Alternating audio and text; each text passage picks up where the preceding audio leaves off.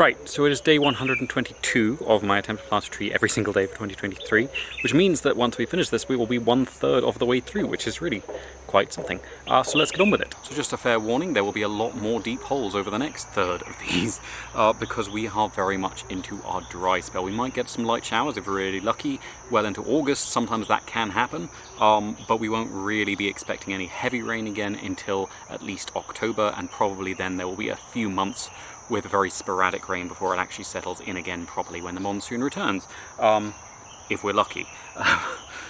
I am quite jealous because further north in Zambia, in places like Kebulumi, they will probably be having their last major rain around now if they haven't just had it, and then in Mafingas they will carry on drizzling all through winter. But for here in Lusaka, we are dry now, so lots of deep holes, and the reason for that is that at the bottom of that hole I can put water below the roots of the plant, so although they're not sitting in the water, but it being below the level of their roots means there is a constant source of humidity that will slowly wick up through the soil and stop them from getting too dry and give them just a little bit of an insurance policy against the dry weather.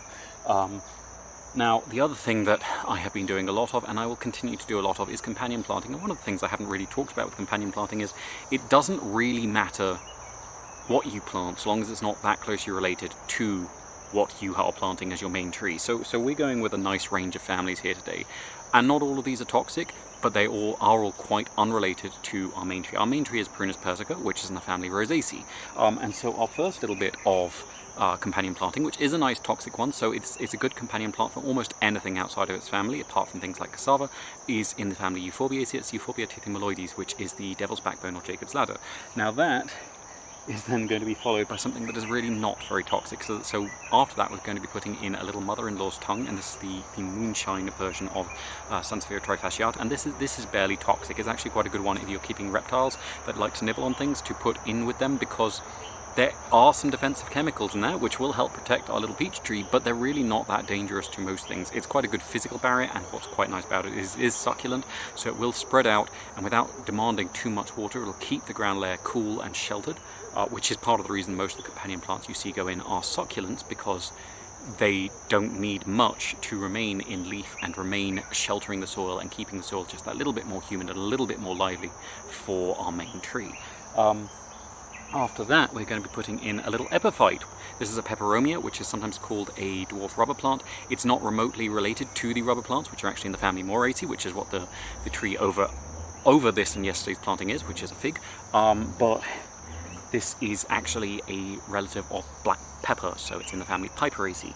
After that, we're going to be putting in, I'm not actually sure what this one is, but it is in the family Crassulaceae as far as I can tell, so it should have the same chemicals that protect those, which is usually crassuleic acid and a handful of other little defensive chemicals, which do make it a little bit more toxic to herbivores and do mean that the things that eat it don't tend to have much overlap with other trees that I'm going to be planting. And then I'm going to be putting in Camidora cataractarum, I think. It's the cat palm or cataract palm. I always get the name slightly wrong, but that is a very distantly related plant to the peach. So the peach is a nice standard dicot in the family Rosaceae, and this is a monocot in the family Ericaceae with the rest of the palms. So they have quite an ancient split between them, so even though it is not a particularly toxic plant in its own right, it has relatively little pest overlap with the peach, and its structure, its texture will attract very different insects to those that will be attracted to the peach. There are a couple of species, mostly farmed by ants, that will feed on both, but hopefully just having the two different ones here will keep it sufficiently confusing that very few things will move onto the peach itself.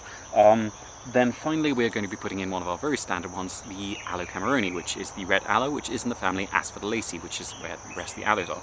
So that is just a snapshot of some of the plants you can use as companion plants. You really don't need to be planting things, as some of the ones I have been in the past, that can poison your pets. You just need something that is very different from what you're planting as your main plant.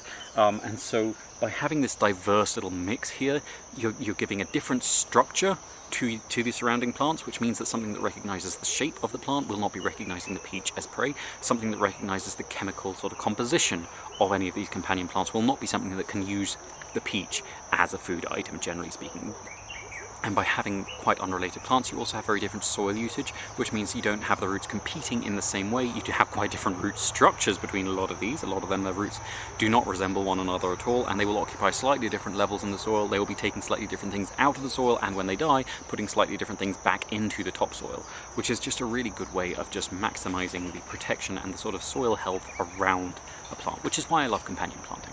So that should be everything for today. Thank you very much for watching. I hope you have enjoyed it and maybe learned something. If you didn't enjoy it, sorry, but thank you for watching to this point anyway. Please tune in again tomorrow. I will be planting something different. I do have a couple of ideas, but I'm not entirely sure what, so we can all find out together.